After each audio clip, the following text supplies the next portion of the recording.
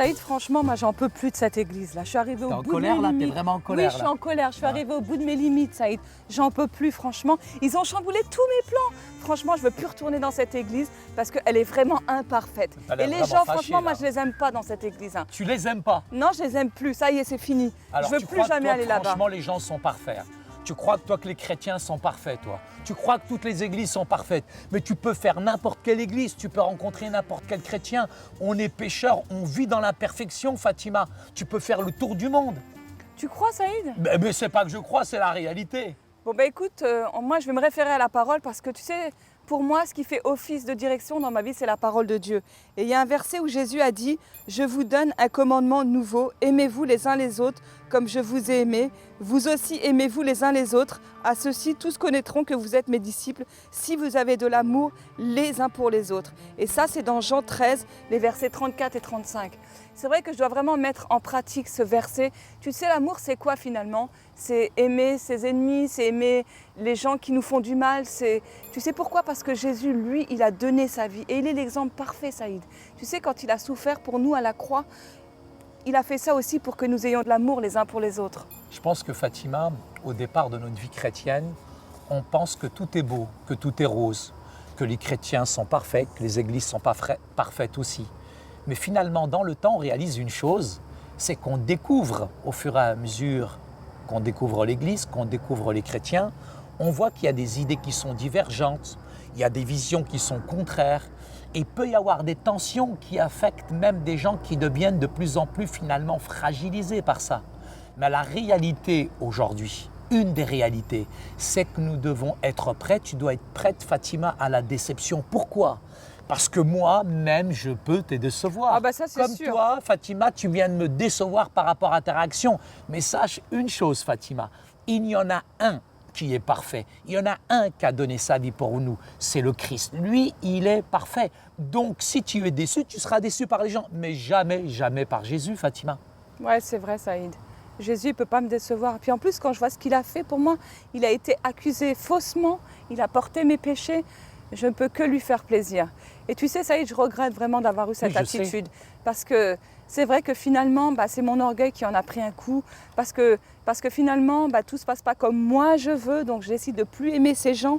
Mais je dois vraiment être beaucoup plus humble et arrêter de penser qu'à moi. Parce que, tu sais, les petits problèmes qu'on a dans l'église, si on commence à regarder chez l'un, si on commence à regarder chez l'autre, on n'en finit pas, Saïd.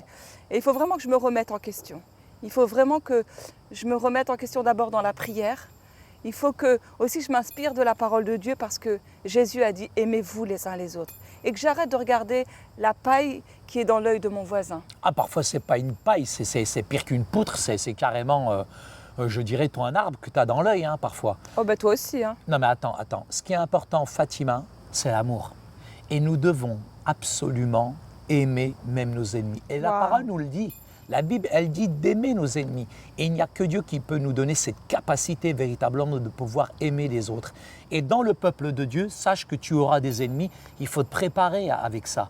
Et c'est important parce que Dieu nous donne des commandements de pouvoir aimer nos ennemis. Et comme tu l'as dit, si bien souligné, et je trouve que c'est intelligent en tout cas de ta part, c'est que c'est dans la prière et dans la Bible qu'on peut véritablement pouvoir aimer nos ennemis. Tu sais, Saïd, dans Romains 12, les versets 8 à 21 que je vais te lire, ça va être un peu long, mais écoute bien parce que ce sont vraiment des versets qui sont très importants. Oui. Que celui qui donne le fasse avec libéralité, que celui qui préside le fasse avec zèle, que celui qui pratique la miséricorde le fasse avec joie, que la charité soit sans hypocrisie. Ayez le mal en horreur, attachez-vous fortement au bien, par amour fraternel, soyez pleins d'affection les uns pour les autres. Par honneur, usez de prévenance réciproque, ayez du zèle et non de la paresse, soyez fervents d'esprit, servez le Seigneur.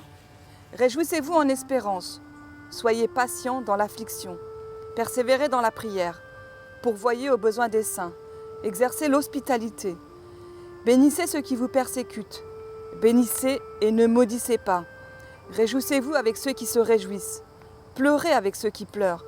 Ayez les mêmes sentiments les uns envers les autres. N'aspirez pas à ce qui est élevé, mais laissez-vous attirer par ce qui est humble. Ne soyez point sages à vos propres yeux. Ne rendez à personne le mal pour le mal. Recherchez ce qui est bien devant tous les hommes. S'il est possible, autant que cela dépend de vous, soyez en paix avec tous les hommes.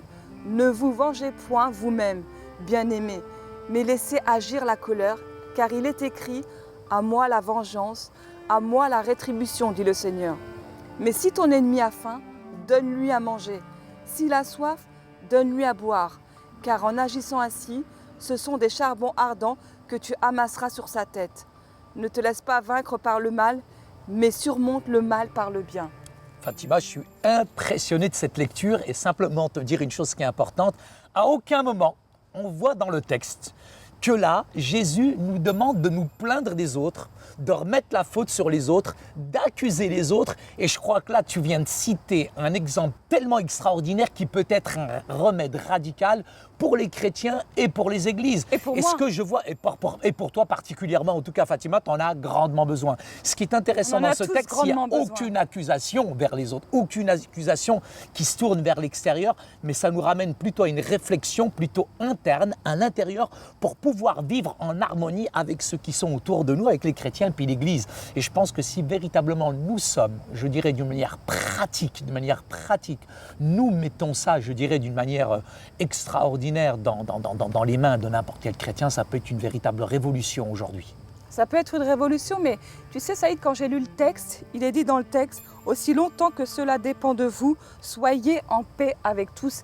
Et parfois, ça ne dépend pas de nous, Saïd. Parfois, nous, on fait l'effort d'être en paix avec les autres, mais finalement, c'est l'autre qui n'est pas en paix avec nous. Et c'est important de se rappeler qu'on n'est pas toujours responsable de la faute. Quelquefois, c'est les autres qui ne changent pas. Et dans le cas où les autres ne changeraient pas, c'est important de ne pas se culpabiliser. Parce que souvent, quand on voit ce verset, on se culpabilise, on se dit « Oh, je ne suis pas parfaite parce que j'arrive pas ». Mais la parole de Dieu nous dit bien aussi souvent que cela dépend de vous. Et des fois, ça ne dépend pas de nous, Saïd. Fatima, je pense que tu as du discernement. Et parfois, tes accusations, elles sont justes. Mais c'est surtout ton comportement, parfois, vis-à-vis des frères et sœurs. Parfois, tu fais des diagnostics qui sont intéressants sur des responsables, sur la communauté. Mais il y a la manière de le dire, la façon de le dire. Ce n'est pas la question que tu aies tort ou raison, Fatima. La grande question, c'est dans quelle atmosphère et de ne pas ramener les choses à soi. Parce que parfois, on a tellement raison, on veut tellement faire valoir, je dirais, notre justice, qu'on fait plutôt des dégâts qu'autre chose. Donc, il faut être sensible. Même si nous avons raison, qui c'est qui convainc de péché de justice et de jugement? C'est la puissance du Saint-Esprit. Donc, même si on a raison que les gens ont tort, laissons dans la prière, je dirais, Dieu faire sa propre justice. Et à la fin du verset, il est dit que Dieu fera la justice. Il fera la justice. Rétribution, ça y est. Tout à fait. Parce que tu sais, même si l'Église est imparfaite, on doit se souvenir que Christ est mort pour son épouse, qu'il a appelée l'Église, et que lui, il aime son épouse. Il a investi tout ce qu'il avait pour elle. On va lire un autre verset, Saïd, parce que Christ s'est investi pour son Église. Christ a aimé l'Église et s'est livré lui-même pour elle, afin de la sanctifier par la parole, après l'avoir purifiée par le baptême d'eau, afin de faire paraître devant lui cette Église glorieuse, sans tache, ni ride, ni rien de semblable, mais sainte et irrépréhensible. Et le Seigneur, il aime son Église. En résumé, Fatima, poursuivre la paix dans le but de développer la bonne santé de l'Église, elle est essentielle, elle est vraiment importante. Ce qui nous permettra d'éviter des combats qui sont inutiles. Une Église en mauvaise santé est un mauvais témoignage envers les non-croyants, car c'est par notre amour que tous reconnaîtront que nous sommes disciples du Christ. Et il est primordial, Fatima, de ne pas murmurer, de se plaindre ou de chercher des problèmes avec des responsables d'église, parce que ça va aller plutôt à la réaction inverse. Et nous devons toujours réaliser que nous devons agir avec humilité, nous devons réagir avec amour, parce qu'à chaque problème, il y a quand même une solution. Que le Seigneur vous bénisse abondamment. On va retourner à l'église parce que Fatima elle a changé d'opinion. Non, mais on ira dimanche prochain. Non, on a une réunion là maintenant. Bien.